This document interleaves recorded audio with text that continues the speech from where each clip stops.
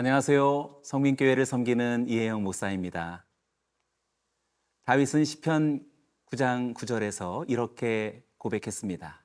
여호와는 압제를 당하는 자의 요새이시오 환난 때의 요새이시로다. 이 말씀은 하나님의 심판이 강한 자를 무너뜨리는 데 그치지 않고 연약한 자를 붙들어 주시는 구원의 본질임을 선포합니다. 하나님의 공의는 두려운 칼이 아니라 억눌린 자에게는 위로요, 눌린 자에게는 다시 일어설 힘이 됩니다.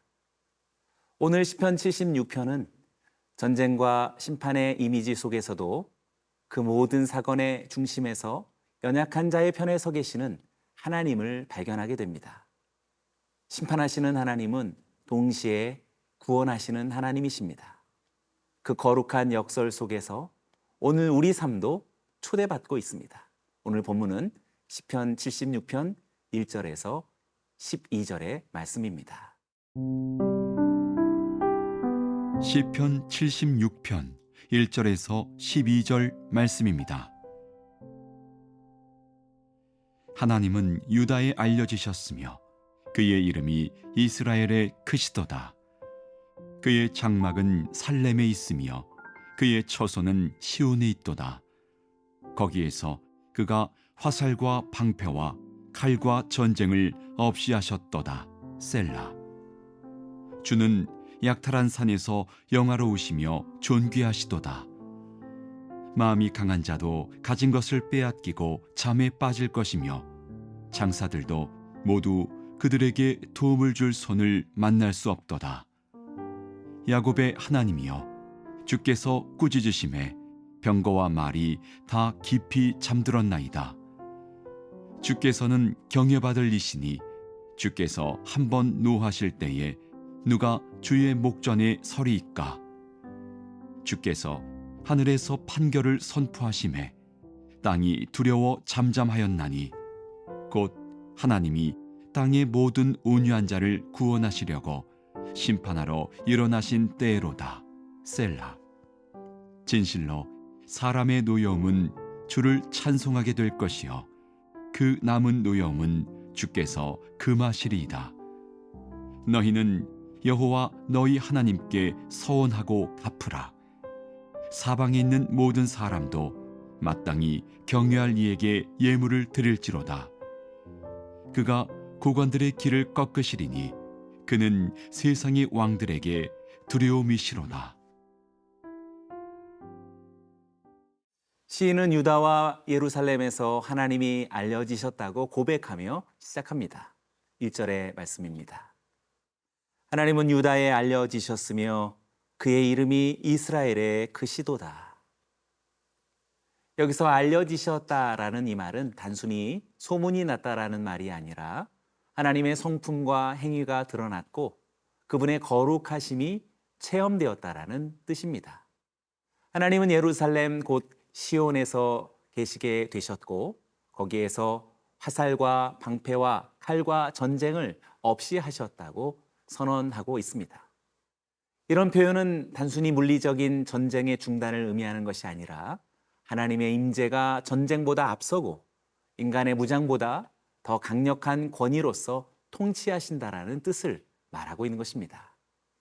4절은 이런 하나님의 아름다움과 위엄을 동시에 묘사합니다.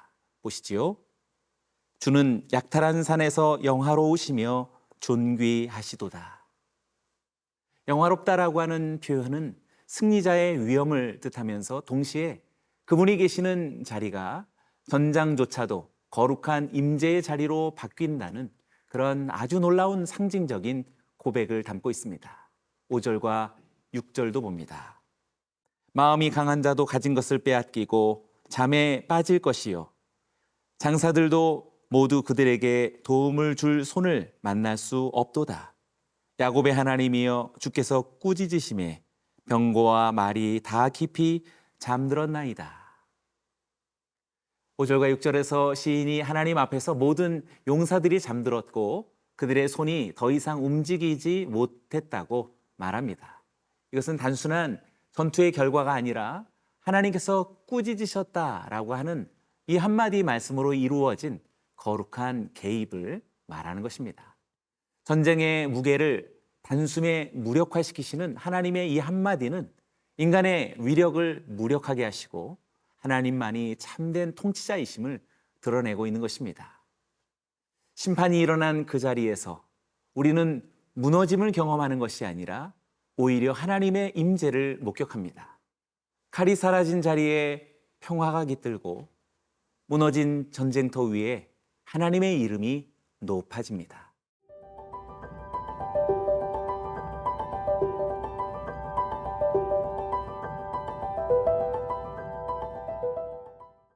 (7절은) 깊은 질문으로 시작합니다.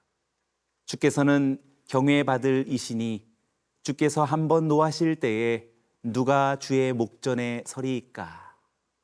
이 질문은 하나님의 진노가 무조건적인 파괴를 의미하지 않음을 전제합니다. 하나님의 진노는 항상 공의로 충만하며 그 진노 속에서조차도 사랑과 회복이 숨겨져 있습니다. 그래서 8절과 9절은 오늘 본문의 가장 중요한 핵심이 됩니다. 9절을 보시죠. 곧 하나님이 땅의 모든 온유한 자를 구원하시려고 심판하러 일어나신 때로다. 여기서 온유한 자는 단순히 성품이 부드러운 사람을 뜻하지 않습니다. 이 단어는 억압받고 짓눌린 이들, 스스로 자신을 낮춘 자들을 의미하는 것입니다.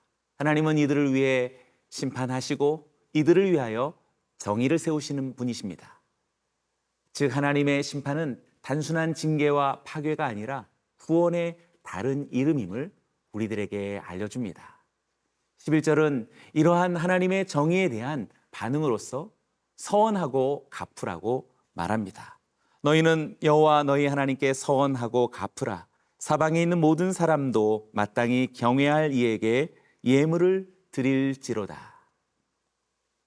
이것은 단순한 의무의 회복이 아니라 하나님의 정의 앞에 선 백성의 마땅한 감사와 결단의 모습을 말해줍니다.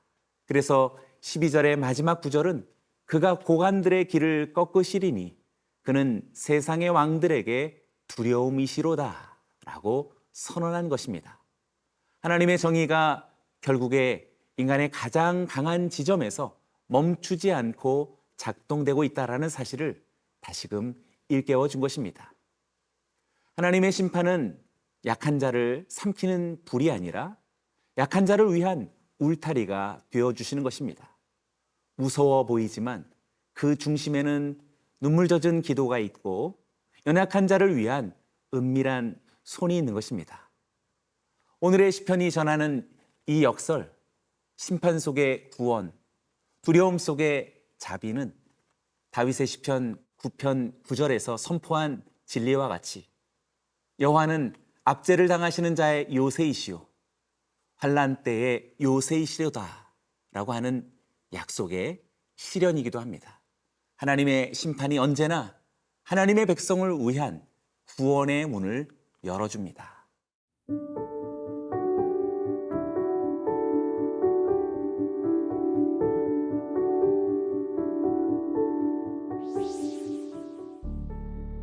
두려우시지만 은혜로우신 하나님, 주님의 심판 안에 숨겨진 구원의 손길을 믿습니다.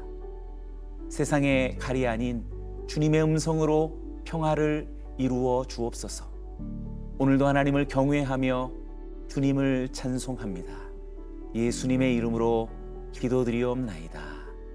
아멘.